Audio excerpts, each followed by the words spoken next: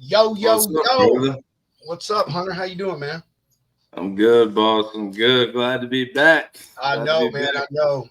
I'm sorry, man. It was completely my fault, dude. But was man, I was at that convention and man, we didn't get back to the room each night till like 7:30, 8 o'clock because we were hanging at the convention all day and then going out on the town with everyone at the convention at night. So we were two nights we were stumbling back into the room, if you know what I mean.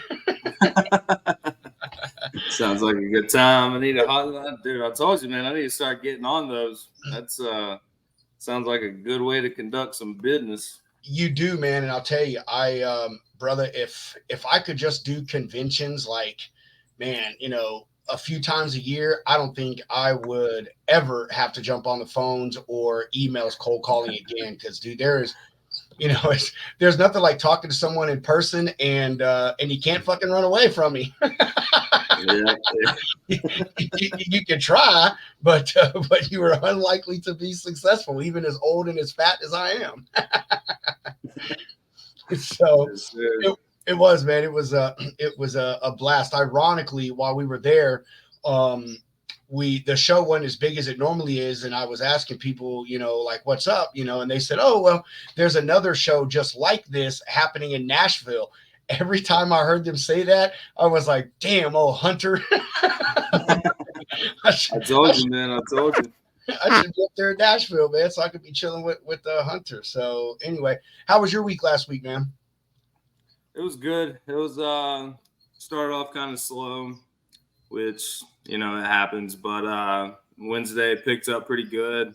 Started getting some. Dude, it's crazy in my sector of this business, man, especially with Freight Mango. Like, ended up linking up with a trucking company that had just recently launched a brokerage division, and they're out of Chicago, and one of their sales guys is just an absolute lunatic, a silver tongued devil, and they had been trying for drayage, trying for international, and they'd been pushing it away, and eventually they were like, "We got to figure something out." So reached out to them, got on a nice little conference call there, and this week we're setting up some door to door business. Which, my God, Israel to Arkansas, Oh my lord.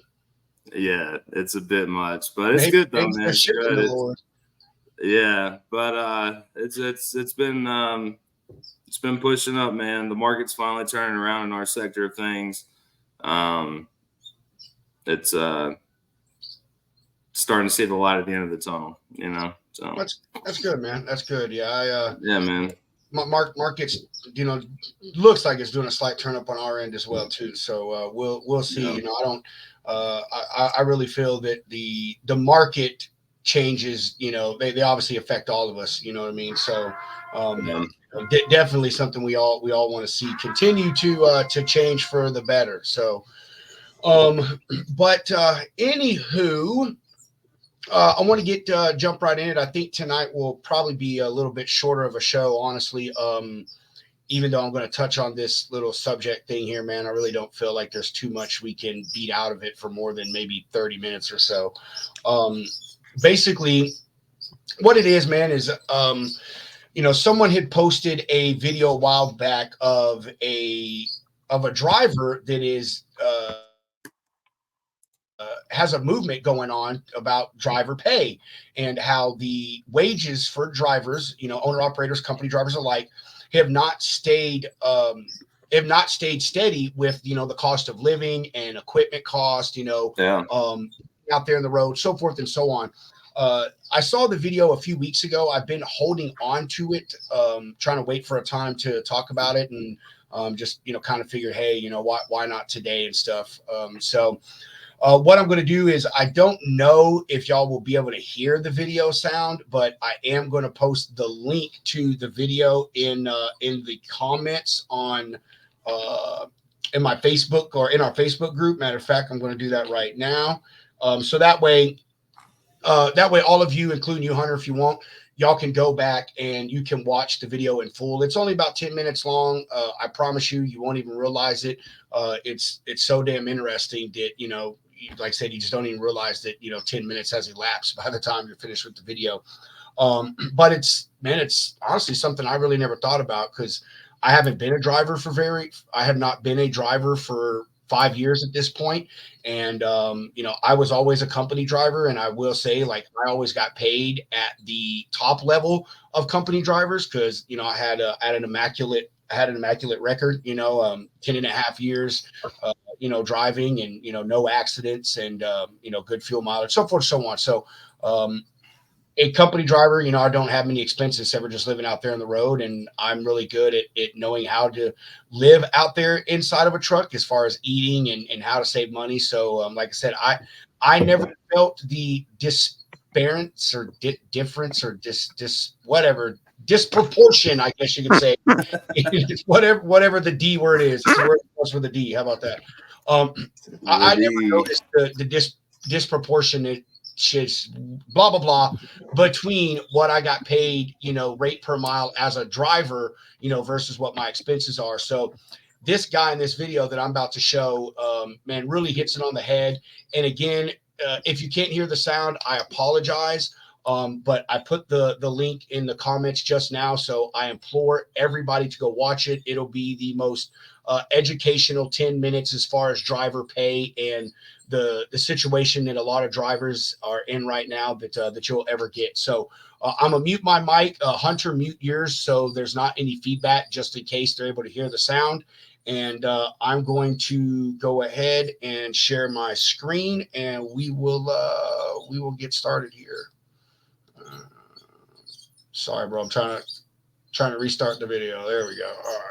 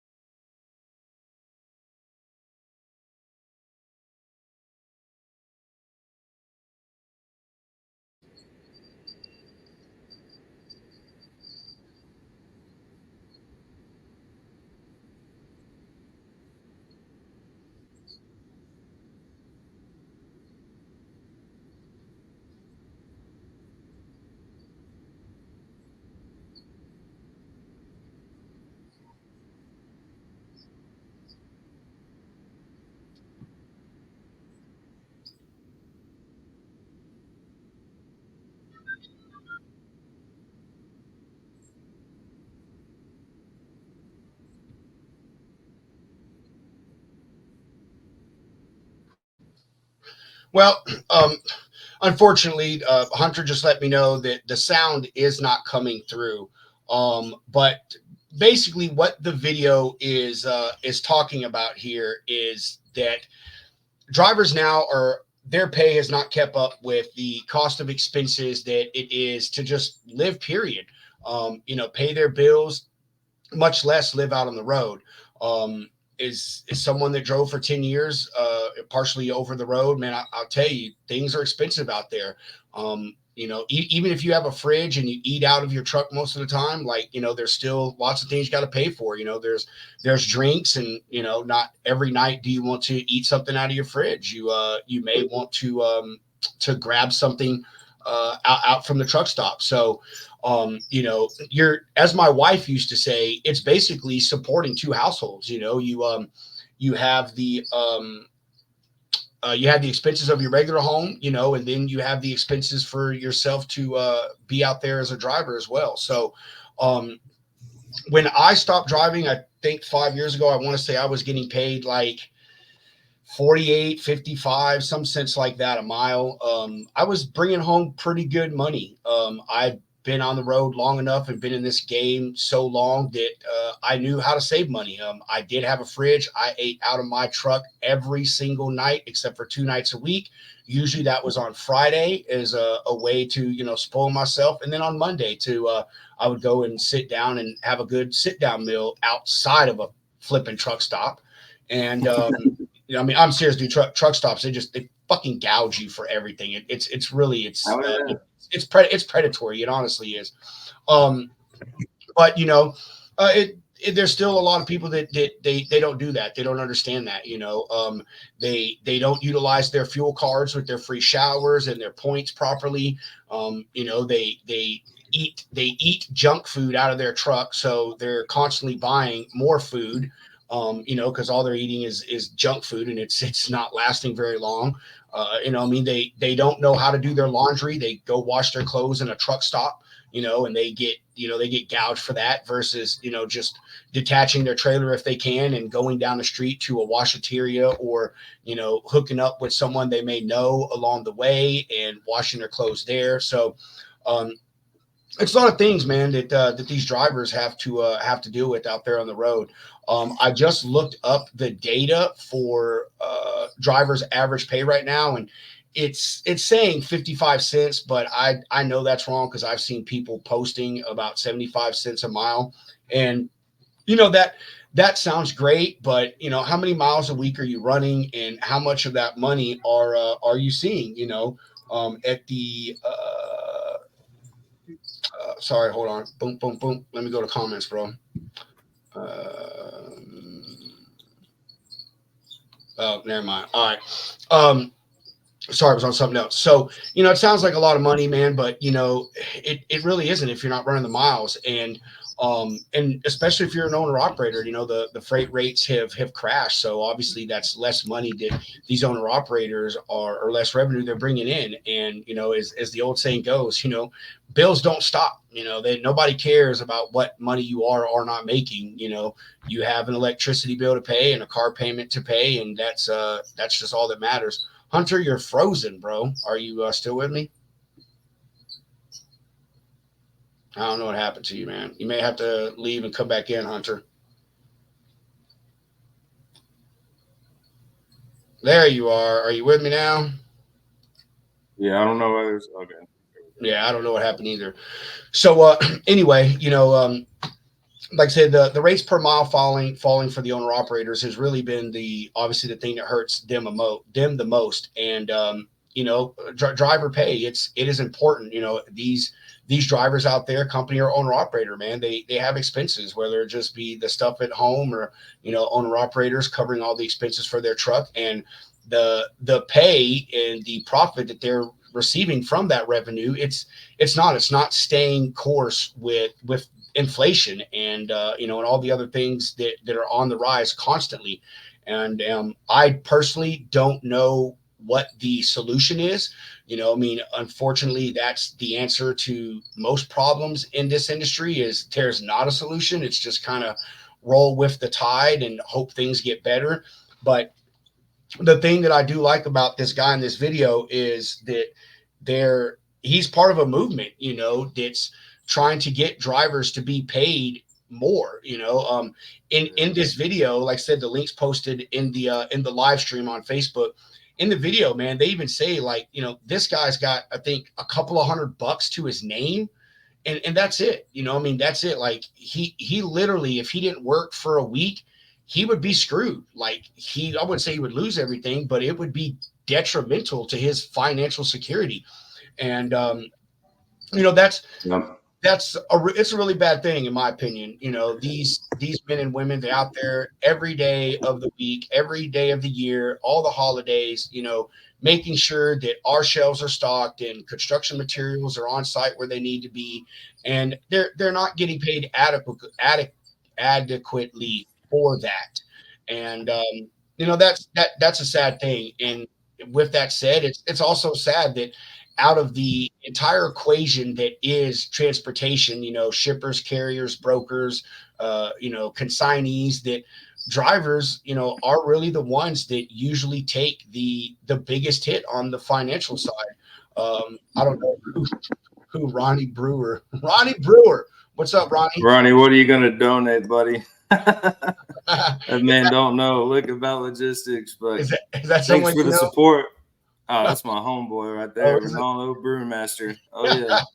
So yeah, man, it's a real struggle out there, man. You know, you probably don't hear it as much. Maybe you do, Hunter, because I know you deal with drayage stuff, so I know you still deal with drivers. But you know, I all keep the up with it, man. Like I saw something the other day on the truck market, and it seems like prices are kind of getting back down to like mid $2 and some change per mile. No, yeah, they are, man. Things are on the upswing as far as some of the rates. Not in every area, but there are well, some. that's upswing. That's upswing for us now. Like when it comes to like, because I mean, you know, like owner operators, they're notorious for like, yeah, man, I own my own truck.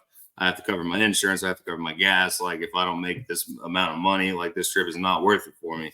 So like in the case, like company drivers are always going to be taken care of, but like for owner operators, which like I assume we're talking about here, or even company drivers that aren't, as you said, utilizing the tools that their company's giving them, like gas cards, I'm sure they have per diems that they get to spend on the road. Like, doesn't that kind of fall on the driver themselves? Like, is that coming from laziness, or is that just like kind of out of their control there? No, it's definitely out of the driver's control. I mean, even as a company driver, man, you know, mitigating cost as a driver, period. It's a hard thing to do, man. It really is. Like I said, you're supporting two households out there as a driver, man. Your truck is a household Yeah. bills.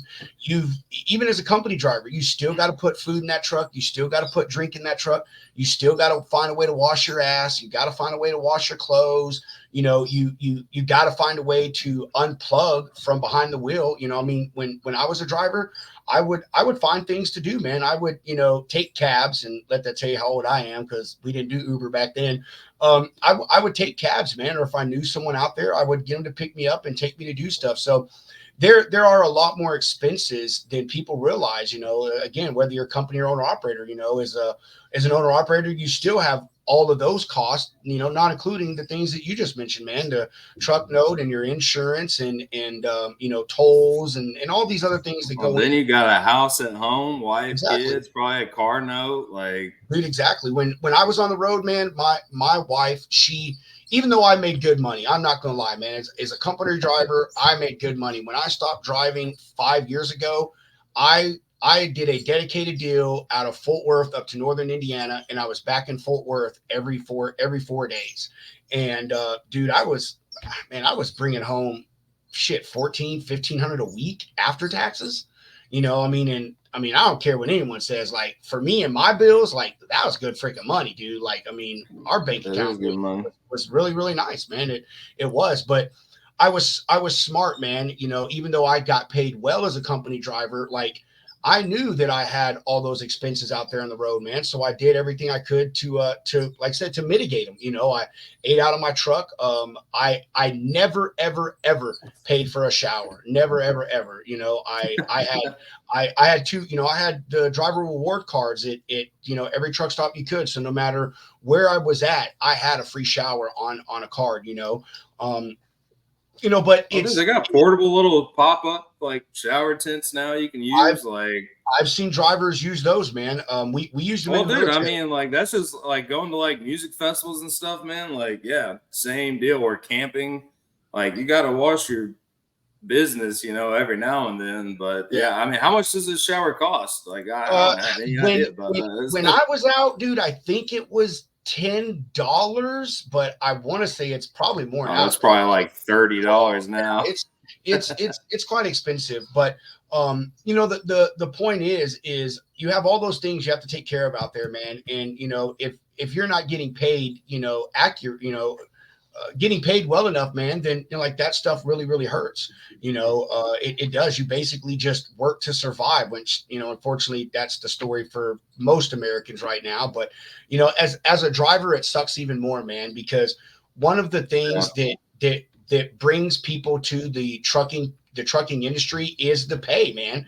You know, you're supposed to get paid well for being away from your family for weeks or month at a time, man, for doing all the things that it takes to be a professional driver, not a damn steering wheel holder, but for being a professional driver, you know, you're supposed to get paid really well for that.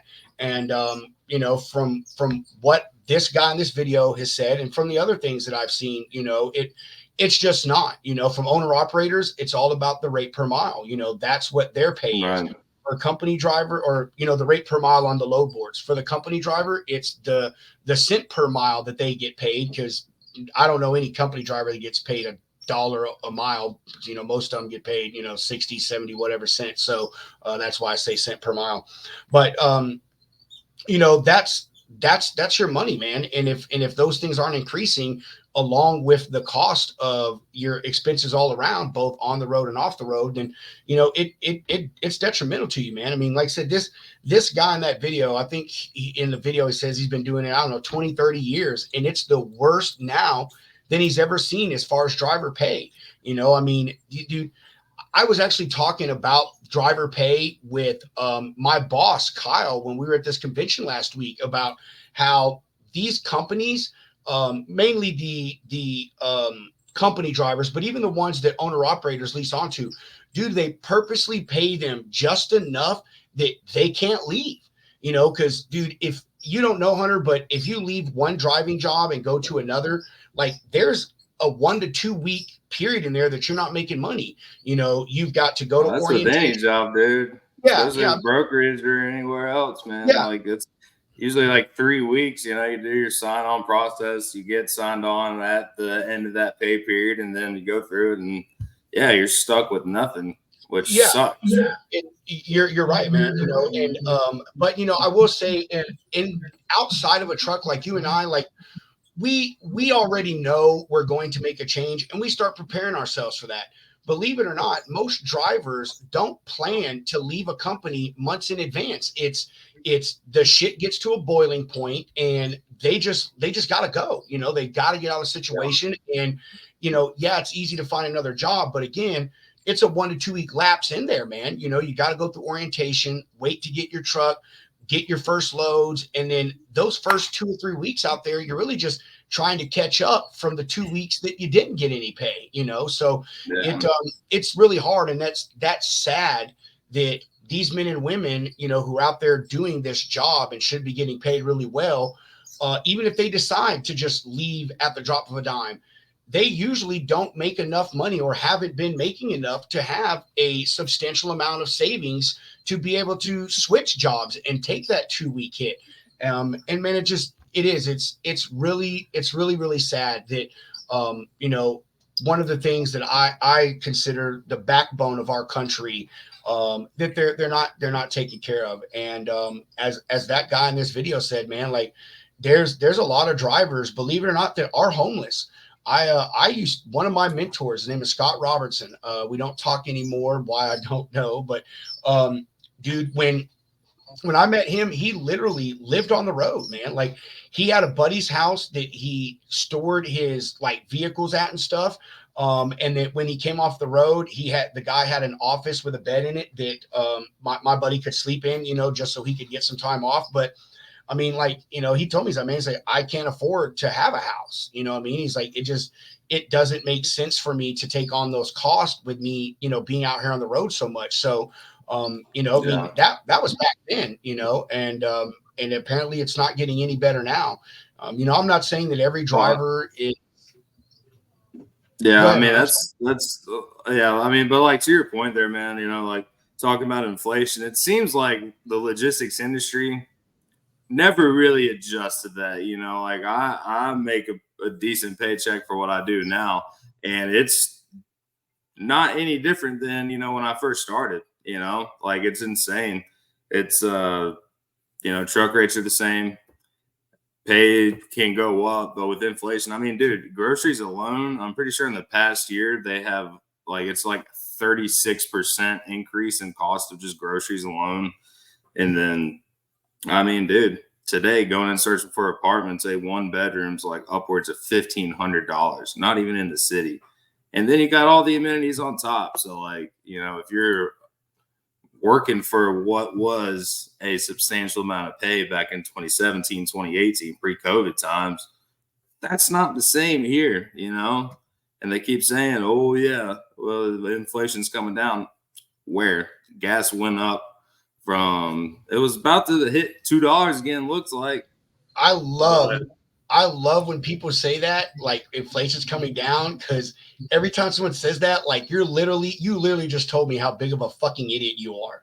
Inflation, there has never been deflation. Like that is a word that really shouldn't even be in the American fucking economic language, because it doesn't happen. The only thing that happens is wages will eventually catch up, and then it just closes the gap, man. You know, I mean, so I love when people say that inflation's going down. Like, what a fucking joke.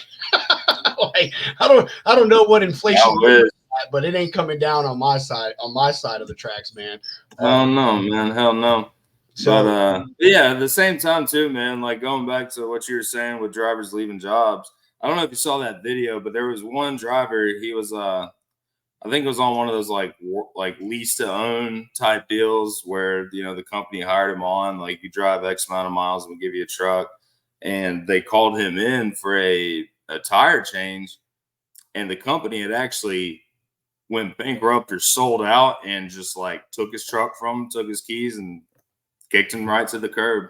I literally had a friend that happened to. He didn't lose his truck because it was his truck. He owned it, but like that happened to a buddy of mine, James. Man, he was onto this company. I'm not going to mention the name, even though they're out of business, but he was leased on this company, dude, and he went to go swipe his fuel card, and the fuel card didn't work, and he was like, "What the fuck?" And called him, and they're like, "Oh, well, as of tomorrow, we're shutting down operations." Like, didn't tell him or anyone anything, man, and my buddy, man, it took him 2 weeks to finally decide, hey, I'm just going to run under my own MC, which he had his own MC for a while. So he was fortunate that he had age on it, but you know, he tried to find something for 2 weeks and he couldn't, and he lost 2 weeks worth of pay. And I remember helping him because I dispatched for him at that time, like trying to help him make up that money. And dude, he ran his ass off, and yeah, he eventually caught up, but it took him months to make up for that 2 weeks lost time that he had. And I mean, that just shouldn't be the case for drivers out there, and for plenty other industries as well, you know, but you know, especially for drivers. And it goes back to what I said, man, that most of these companies, they're predatory, bro. Lease options, dude, I hate to say it, and if anyone watches this now or later and you are someone that is leased on, like you went to a company and they have a truck sitting on a lot and says, hey, you can get our truck and blah blah blah, I'm sorry, but you're a dumbass. Like, you need to find a million miles later. Dude, because here's the thing with that, man, is they pay them just enough to where they're pretty much a company driver, and all you're doing is paying them back for an expense that they already have paid for. That truck's paid off, man. So now you're literally, you know, you're buying that truck back from them, and they're making money off of the truck twice, because A, the truck's already ran as a company, and then B, the truck's now running under you as a lease operator. But point is again, the pay, man.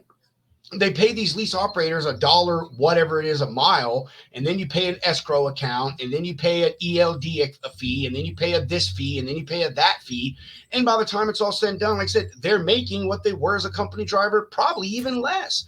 And again, we have all the tools for you, but you got to pay for it, dude. It's in that situation, it is a complete and utter scam. Like, it really is, man. Lease options, lease operators, bro. That is like one of the biggest freaking scams ever in the trucking industry. Like, it really is. I would never in my life do one. I would never advise someone to do one. And anyone that I know does one, I tell them, get out of that shit immediately.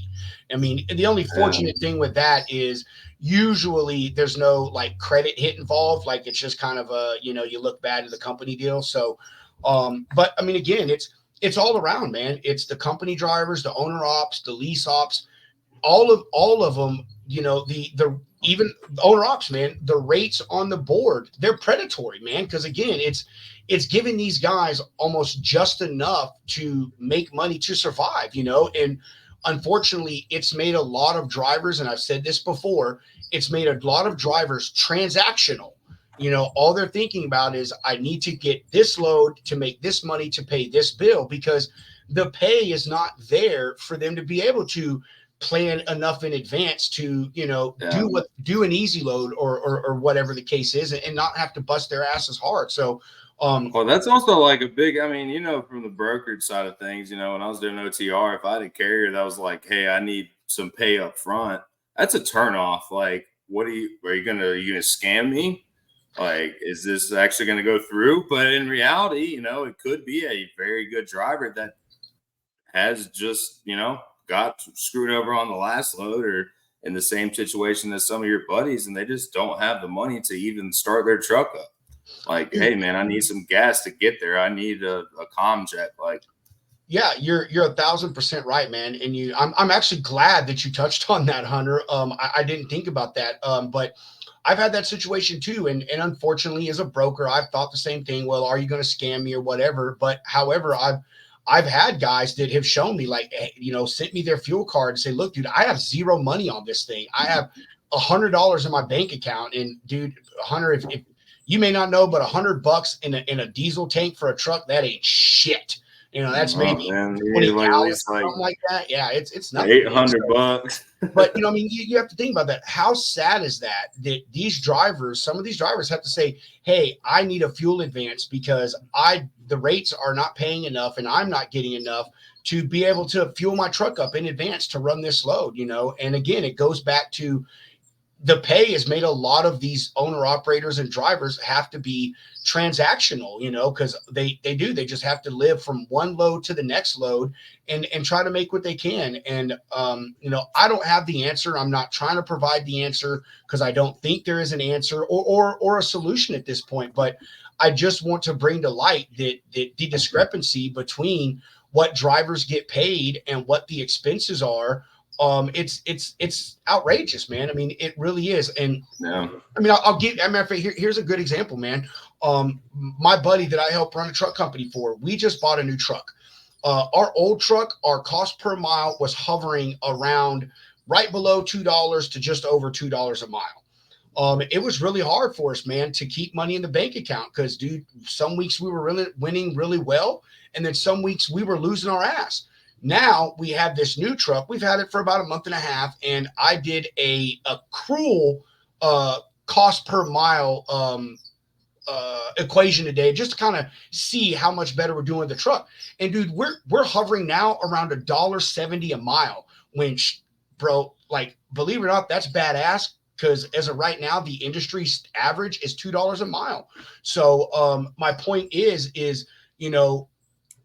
in our last truck, man, the rates were not affording us to be able to make any money because the overhead was just so high with all of our maintenance. The truck had bad fuel mileage, all of these other things.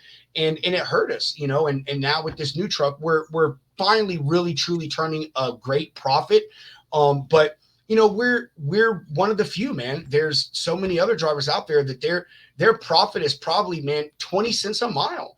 And you got to think, dude, like that is next to nothing. I mean, I could run the math, but I mean, you're talking 20 cents. I mean, but dude, you got to be a thick-headed person to accept 20 cents a mile. Well, I mean, you say that, Hunter, but bro, believe it or not, like a lot of these drivers, man, they have no option. I mean, it's I can sit and make no money, or I can move and at least make some money. And that's what I'm saying, man. That's part of the problem is, I guess on this side, it'll be the rates for the owner operators on the load board. But, that's the problem, man, is these rates, they don't keep up with the expenses. You know what I mean? And not just with their expenses for their truck, man, but expenses again for their house, man, their bills at the house, their food bill at the house, they're, taking their kids out and doing all these things, man. Like, it just isn't staying steady. And it's sad, man, because, dude, when I first got in this industry as a truck driver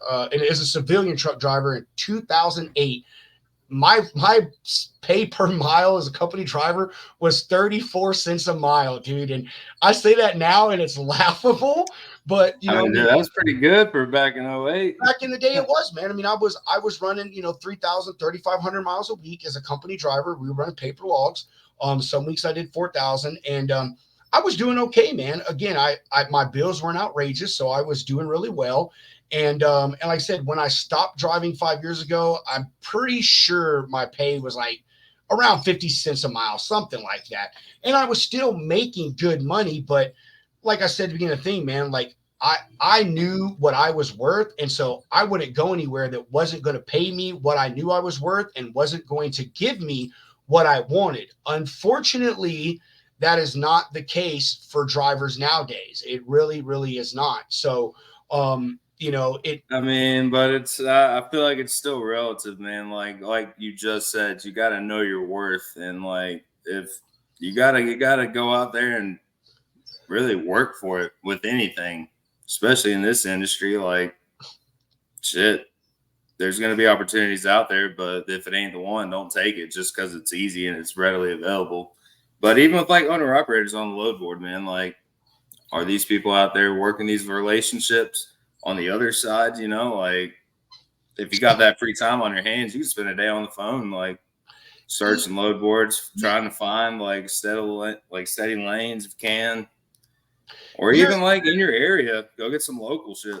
You're right, Hunter. I mean, you've got a good point, but I will say, and I love drivers and carriers that talk about relationships, and it's like, dude, show me your relationships. I want to fucking see them, because 2 days ago you're sitting there bitching about you not getting paid what you want. So where's that relationship?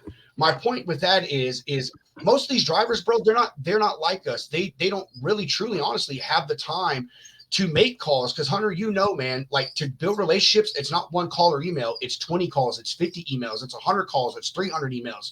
And 4 years. And here's another thing, man, that carriers have a really big misconception about. And I'm not saying this is across the board, but I'm going to tell you that this is my experience. These shippers are going to pay you less than they pay the broker. And here's why: because they know that they're paying the broker a premium, because the broker has to take their thing. Here's an example. I ran a load for someone, and they were paying me $2,500. I was paying a carrier $2,200, which it was still above the lane rate. I ended up stopped doing business with that customer because they were fucking around paying me my money. So the guy I used on it, he said, "Hey, Rob, do you mind if I go chase him and get the freight direct?" I said, "Yeah, bro, 100%, man. Like, I don't care." I told him what I was making on it. He went to that shipper, said, "Hey, I'm the driver that was doing this. I know Rob personally. Like, I will start doing this for you at the $2,500. The dude told him, he said, "I'll pay you," I think it was $2,000. He was going to pay him less than what I was paying him, just so he could have that direct relationship. Brokers, a lot of these brokers, man, yeah, there's some good ones out there like me. I've got great relationships with drivers. Matter of fact, I just renewed a contract with a customer and a driver for another 6 months. I only make $150 off of the load. I actually took a $40 hit to renew the contract, but I also gave my driver the $40 that I fucking lost, just because. Dude, I'm serious. Oh, it's streamlined, man. It's streamlined. I'm dead serious. I could call Deontay right now on the phone, and he will tell you, "Rob just added $40 to my rate." That doesn't sound like a lot, but it's only like a 100-mile trip. He does it for me 4 times a week. It takes him 5 hours to do it. It's in a box truck. He's fucking happy. So point is most of these brokers don't do that, man. Longer, and here's why: because the longer a broker does business with the shipper, a lot of these shippers are going to say, "Oh, well, hey, we got the relationship. I give you all this stuff. How about you give me $100 a load break?" And now, if I'm only making $150, well, I've got to go back to the carrier and say, "Hey, although you've been doing a great job for me, I've got to take a hit. So now I need you to take a hit." So those relationships can be good, but man, it really is a 50-50 thing, man. And you really got to have a good relationship with your broker, and the broker has to have a really, really impeccable relationship with their shipper for that relationship to truly work out in the long term, because these shippers aren't stupid, man. They may not watch the rate, the load boards and the rate markets, but they pay attention to what they pay trucks, and they look what they were paying someone 6 months ago versus what they were paying them today. And they're so, also getting contacted 30 times a day by other yeah, people. Like, if the lazy broker is the one that gets stepped on, that's you're right, man. And but to pull this back into what the topic is that the pay for drivers, it never stays steady, it never stays constant, it is ever changing. And I'm not saying we need a set rate per mile. And I'll say this: any carrier that says you need a set rate per mile, you're a fucking idiot. Like, let's go to $2 a mile at standard, and let me see how many $3 a mile loads that you get after that. Zero. That's what that's going to be. exactly. Anyway, it just doesn't keep up, man. And it's a constant change, and that's hard for these carriers, man, to not know what the pay is going to be from the one load to the next, or 1 week to the next. Yeah. If you're a company driver, What's the difference between like long haul? Like, if I'm sending you from Atlanta, Georgia to Los Angeles, California, yeah, a $2 a mile rate, $1.75 a mile rate makes sense, because that's a lot of miles. But like, if it's local and I'm trying to get you at, $2 a mile for 175 miles, like, that's an entire day, an entire 2 days that eats up your time. And if there's only one shipment available, like, that's the difference between, a lot of money that you should get, or like, I mean, yeah, like if there's one load available at 200 miles, it's not gonna be worth your time. But the rate per mile depends on the distance. No, I mean it does, bro. And I'm tracking. I'm tracking what you're putting down, dude. And I agree. And in that situation, it really just depends on what the driver is good and what their expenses are, man.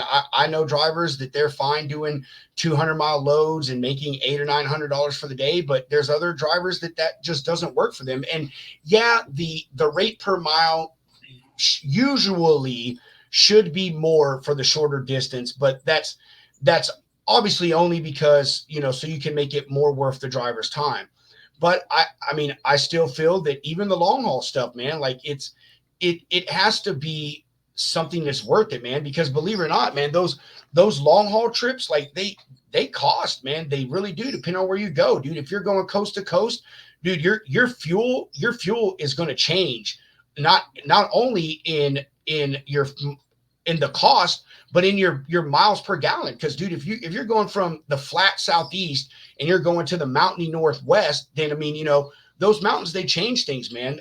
The cost. Well, yeah, I mean that comes back to, like we talked about before, either backhauls, or if you're trying to triangulate, shipments there, or even some I learned a few years back, man, like produce. What's swinging the market? Like, what is going to make sense? If I'm sending you from Georgia to Idaho and it's not potato season, or like you don't have anything coming out of there, then it doesn't make sense. Yeah, then that will obviously bring reason to pay you like $3-4 a mile. But yeah, to your point though, like in the mountains, that's eating down your brakes. That's eating a lot of fuel. That's eating up your tires. That's not I've never been a driver, but I can understand that that's not something to be played around with. But as anything, man, I will always say this: it comes down to the individual, the company. Like, you got to make smart business decisions across the board, because if you take that cheap load, then you're gonna either end up losing money or. I agree. I agree with you fully, man. I mean, but honestly, dude, to on that point, like it right now, in a lot of ways, like it doesn't matter how smart you are as a business person, because again, like just like the whole title of the show is, man, the driver pay is not keeping up with anything. The inflation on the home front, the inflation on your professional front as a driver, an owner operator, a company driver, whatever it is.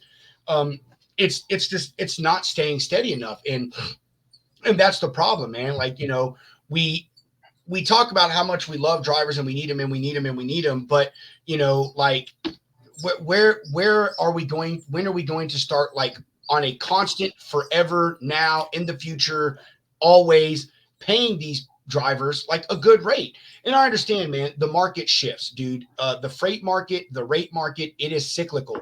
If you're in this industry and you don't know that rates are cyclical, then by now I don't know what you're doing wrong. Because if you were in COVID and now you're in it now, you see that the rates have gone up and they've gone down and they've gone up and they've gone down. And yeah, that can be good in a way because it helps create a median of where the market rate should be. But when you have these huge swings, man, where you're going from making $3.50 a mile on every load, and then in 2 months later, you're going to making hopefully $2 or $2.50 a mile on every load, that sucks. Now, that can go into play with what you said as being a smart business owner, because that's the stuff that has to be calculated, because yes, the good times will never last forever. You should never be living at what your expenses are. Like, never, ever, ever. I'd have to ask my dad what his equation was. He had an equation. He was a business owner, and I can't remember what his is, but his thing was always something like, my expenses should never be more than 20% of my revenue or some shit like that. I don't know the exact, but point is I will agree with you on that drivers, carriers should be smarter about saving in the good times, for the bad times. But a lot of them aren't, man. They just aren't. They don't have the proper guidance and stuff. And that's not their fault, and even still, even if they're a complete fucking idiot, the pay should still pay a complete idiot well enough for them to survive. You know what I mean? Dude, you and I know idiot freight brokers that make $75,000, $100,000 a year, and they're as dumb as a box of rocks. You know what I'm saying? So, it is bad. It's bad, man. And like I've said several times in this video or this stream, the rates and the driver pay, it's predatory, man. It really seems to gotten to the point that it's to lock drivers into not being able to be successful. And it's a sad thing, man. And like I said, I can't speak from an owner operator thing, only from a company driver. I was going to go operator several times, but I decided not to because I wasn't willing to take the risk, because I didn't feel I knew enough at those times. And even when I did feel like I knew enough, I just wasn't ready to take that jump. But, point is I did very well. And I know a lot of people that did well. I know drivers right now, man, that are local that are clearing $90,000, $100,000 a year. And that is no bullshit at all. But it's sad that an owner operator or even a company driver long haul, like, they're not seeing nowhere near that, man, for the most part. You got some drivers, they're doing very well. They've been out here long enough. They know what to expect. They know where to go. They know where not to go. They know what types of freight. They know how to control their expenses, so forth and so on. But others do not. And I'm not trying to say that we should pay carriers an astronomical amount to where no matter how damn stupid they are as business owners, they still make money. But I still feel that it should be at a level that it's consistent enough to where even an idiot can hurt themselves and lose a little bit, but still be able to rebound quickly, and it not take months, man. So, again, if there were me, if I were to go and be a driver today, one, I would look into the oil fields out there in Texas, because they seem to be paying pretty damn well. They have the consistency. Now, I don't know if that requires, is it a day cab you would need, or do you need no, it depends. It depends. And I hate to say, but bro, consistency in the oil fields anywhere is not a thing. Like, dude, as someone who lives in Texas, my brother, he's a petroleum engineer. Like, he's the one that goes out, and when people say, I think there's oil here, my brother goes out and does studies and says, yeah, there's oil here, but there's better oil 500 yards away. Point is dude, even him, he's in and out of work like pretty consistently, man, because like companies open and shut down. So yeah, it's good. I remember that was that was the thing back then. But dude, just being a power unit operator or even, dude, just like if you have the truck as an owner operator, or even if you don't, like I assume that what we've been discussing here has mainly been driven towards dry van freight. No, not towards everything, bro. I mean, honestly, towards everything, dude. I mean, it really wouldn't say I wouldn't say it's one type of equipment or the other. It is truly vans, reefers, flatbeds, box trucks, hot shots. Like, I mean, everyone. The pay is just it's just not steady enough and Yeah. rising enough with the level of expenses and inflation, dude. And it's been that way forever. Like I said, it is. I feel it is purposely set up in this industry to be predatory, man. I've used that word. Well, I mean, dude, there's cheap freight out there. There's niche freight out there. You're right. There's You're right. specialized. I mean, I definitely feel for those that are in certain predicaments as there are in any aspects of life. However, like as you said, not everybody's like us.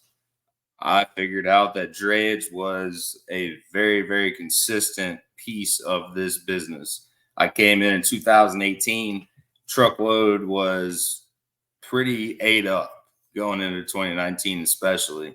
But, you know, drayage, $3 trillion industry.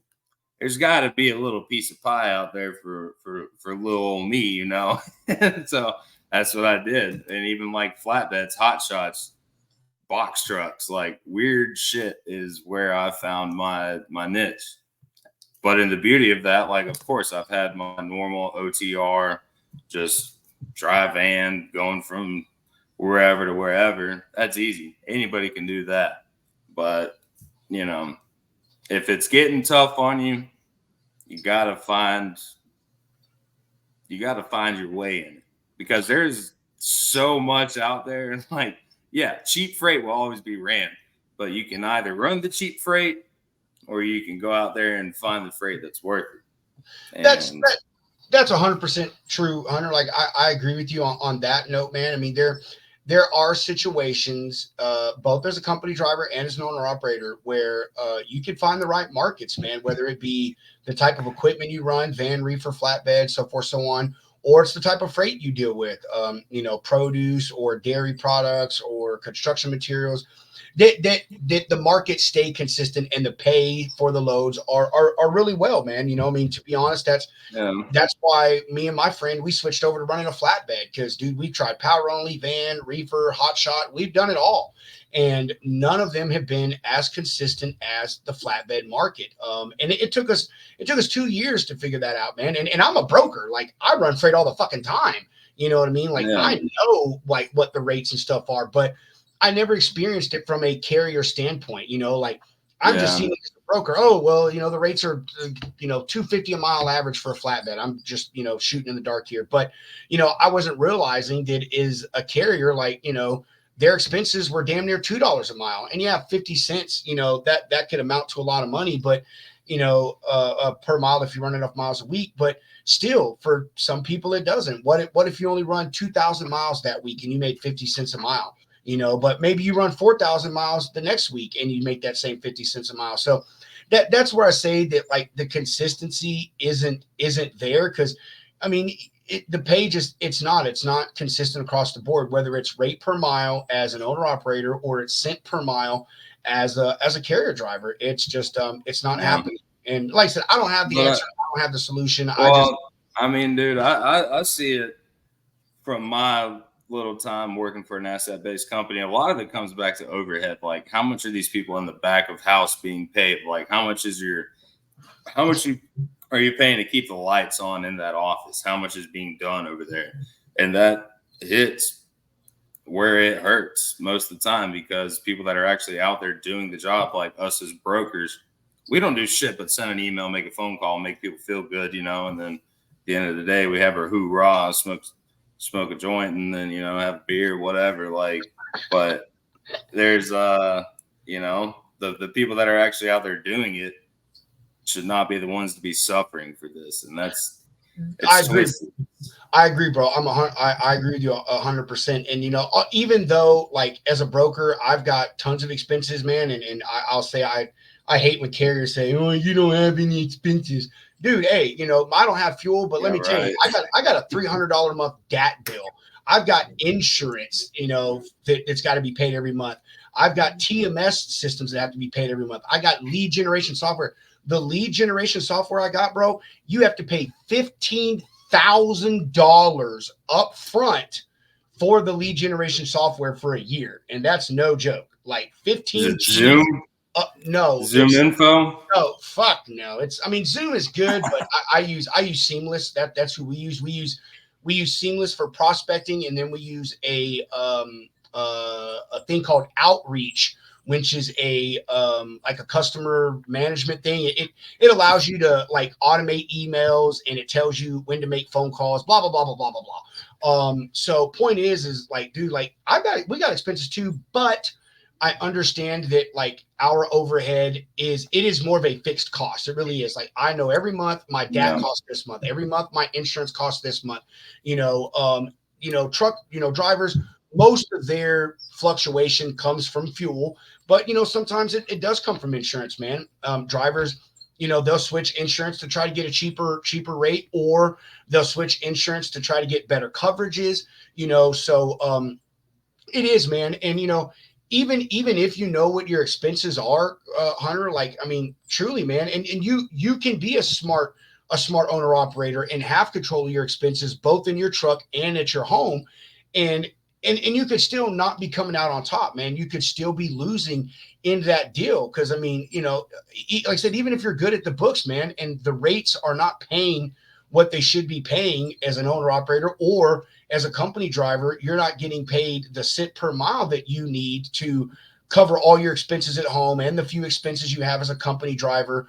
Then like you're basically again paycheck to paycheck, man. And like I said towards the beginning, the thing that pulls people into driving careers is, trust me, it's not seeing the fucking country. Like no driver ever have I ever talked to said, I became a driver because I wanted to paint and get the country. That's not true, man. They be a driver because being a driver is supposed to be good money. You're supposed to be able to make a damn good living. And I said, I was fortunate enough that I did, but I was very smart, man. I knew a lot of people in the industry that led me to good companies, told me the things to look out for companies that were predatory. And I was fortunate enough to do that, man, and like I said, I'm going to toot my horn. I was just such a fucking badass driver that I got everything I wanted every place I went. And if you didn't give it to me, I told you to kick rocks. I mean, dude, I was a company driver and they would send me multiple loads. Rob, which one do you want? I mean, because like that's how I roll, bro. Like I'm going to do my best for you, but you're going to do my best for me.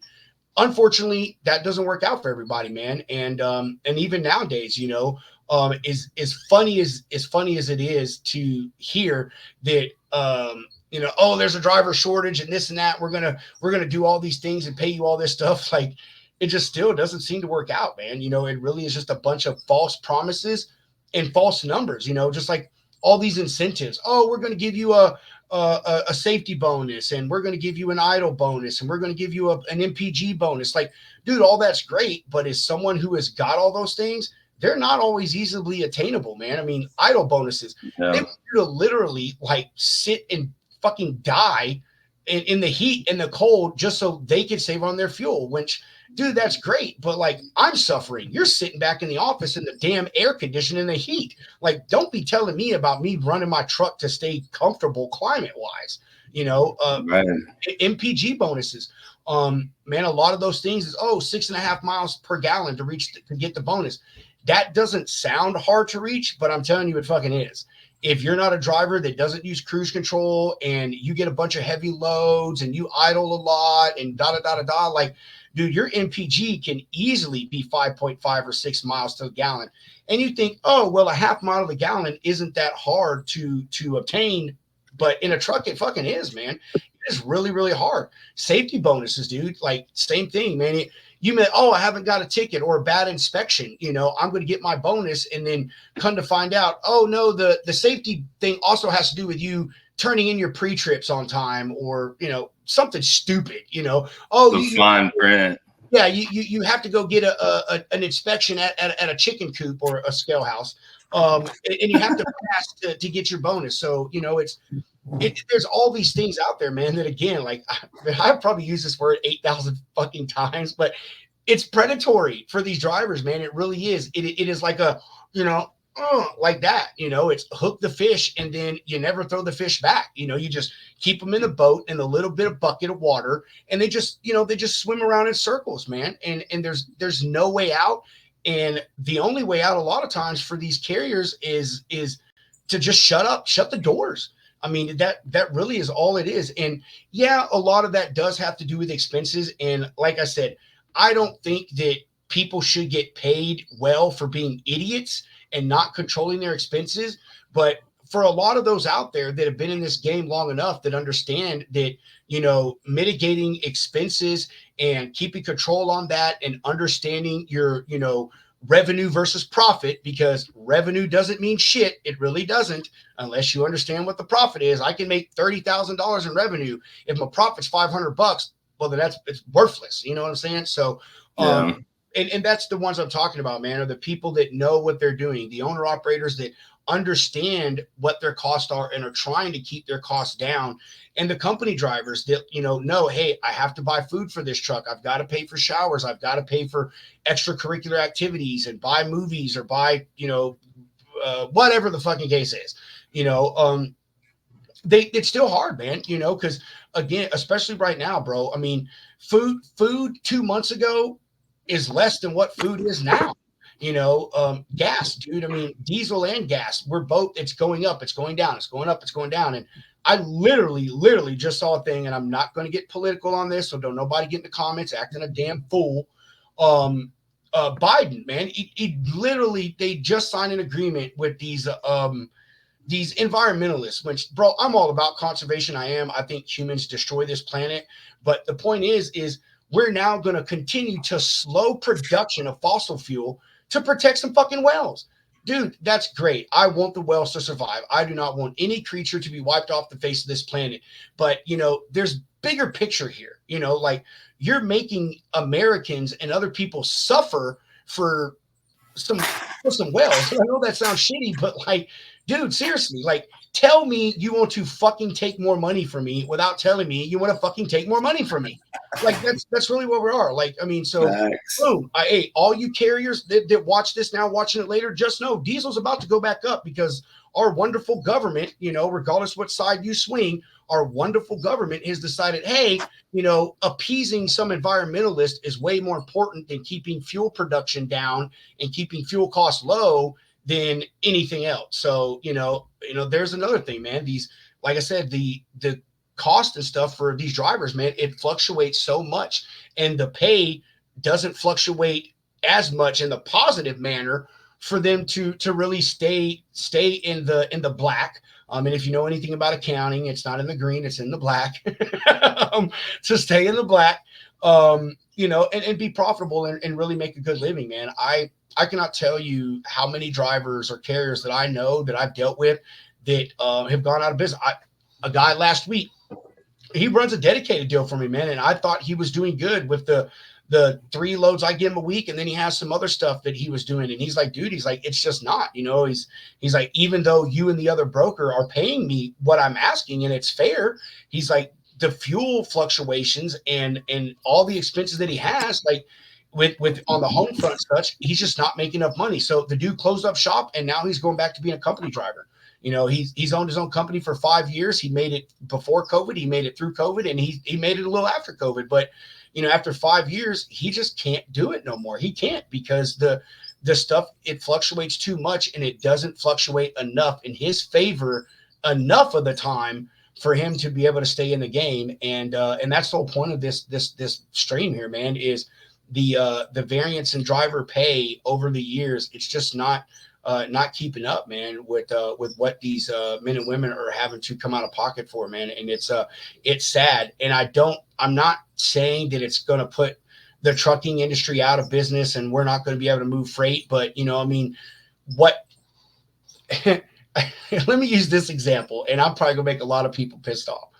When you go to a restaurant, you go to a drive-through and you order your food, and the shit's wrong, right? and you get back home and you realize that it's wrong. And I have a saying, like, when that shit happens, I say, these are the same people that want $15 an hour. My point with that is, if you're going to pay somebody shit pay, you're going to get shit workers. You're going to get shit effort out of them. I am not advocating for paying any burger flipper $15 an hour. I'm sorry. If you think you should be able to make a good living flipping burgers, then dude, you are sadly mistaken, and you're just failing because you're an idiot. But that's my point is, if we're going to pay people crappy, we're going to get crappy people in this industry. And that's going to just make things worse. Obviously, I mean, we're dealing with that now, man, so again, I don't know the answer. I don't know the solution. It's just, I watched that video like 2 weeks ago, man. I've been holding on to it, and I just kind of thought, it'd be a good thing to roll out with this week, for something for the carriers, to say, hey, there's brokers out there and there's people out there that see this stuff, that understand that y'all's pay is not where it needs to be all the time. And man, we see that, and from one broker to y'all as carriers, like, I'm sorry. I do my part the best I can to pay you guys and gals what you're worth. And including times I took a loss, man. I told y'all a few weeks ago, bro, I took I think it was 500, 700, what the fuck ever loss it was on a thing, because like, it was just fair to pay that driver what they were due. But that's just not the case for a lot of brokers. That's not the case for a lot of these big carriers. If you're a company driver, like, dude, as the saying goes, when I was a company driver, dude, you're just a number. You're a truck number. You're a driver number. That's all you are. They don't care. You will quit this week. They'll have another ass in that seat tomorrow. Like, that's just as simple as it is.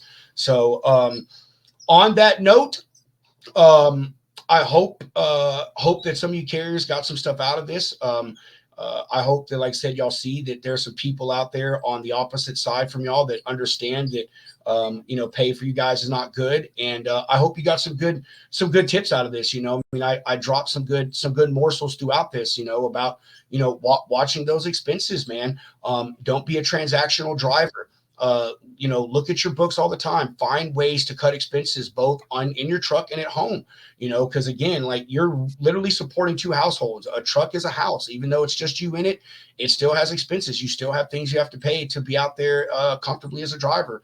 Know your worth. If you're an owner operator, I mean, it makes it a little harder. Like, you may know that you're worth $350 a mile, and unfortunately the markets just aren't at the point to where knowing your worth as an owner operator, it really doesn't hold much water with the industry the way it is right now.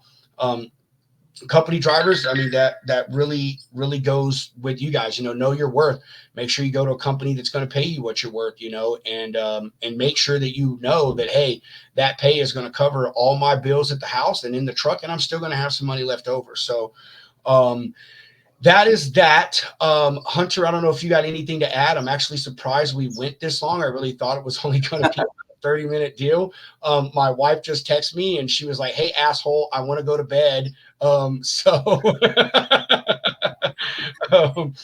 all covered up on my side, bro. That was a good segment there.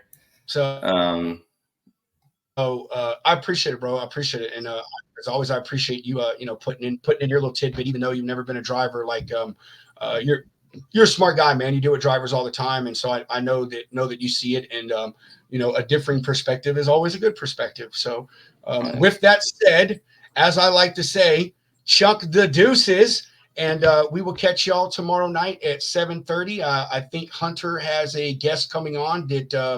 What is he in the flatbed stuff or something like that? Yeah, no, it's going to Friday. That's Mr. Chad. Chad. Yeah, flatbeds, double drops, removable goosenecks, the whole shebang. So, yeah, the old Friday, Fun Day Friday. Roger, before we go, Roger, since you just chimed in, dude, I'm with you, bro, and that's what I'm talking about, man. Is like the expenses for drivers, they fluctuate, bro. Like, they do. I mean, if you're a driver, you have to know this. Like, they fluctuate. And the whole point of this is the driver pay, whether you're a company or an owner operator, it just doesn't stay par for the course consistently enough. I mean, dude, some So sorry, late to the game. No, you're good, Roger. You're good, man. I mean, you can go back and watch it, but point is it doesn't, man. It doesn't stay consistent enough for you guys, consistently enough for y'all to be able to set your margins and know your profit. You know, I mean, rates this month may be $2.50 a mile. Next month they may be 50 cents a mile, man. You know, nobody ever knows. So yeah, I'm with you, bro. Like I said, I operate a truck too, Roger. I mean, if you go back, if you didn't see it, I mean, I was just talking about how we actually just added onto our truck note, and we're actually less in our cost per mile because we're running more fuel efficiently. And I governed the truck and told my drivers, you're not fucking doing 75 miles an hour no more because you don't pay this fuel bill. But I'm with you, bro. I get you, dude. It is strong. It's hard out there. I see it. Hunter sees it. There are brokers that see it. There are shippers that see it. Unfortunately, there's just really not enough of us to make a loud enough noise to say, hey, you know, we really got to set a basement level to this shit that, like, you know, we can't be paying these drivers less of this. And I'm not advocating for that as like a rule, because like I said, the day that you guys say that they implement a mandatory at least $250 a mile rate, you will never see 251 ever again in your life as a driver. So, but point is, you know, I don't know what the answer is, man, or the solution. All I can do is my small part as a broker to try to get good rates from shippers and pay you guys good rates. And I know that, well, what is it? This way. I know Hunter seconds that one. So, again, we appreciate those of you that watched, and we appreciate those of you who are going to watch afterwards. And I do see that a lot of you watch afterwards because I track all that shit. Ha ha ha. And as I say, chunk the deuces. We'll see y'all tomorrow night, 7:30. Hunter brings on a special guest in the flatbed industry, and we're going to talk shit, talk shop, and blow it up. Y'all have a good one. Peace.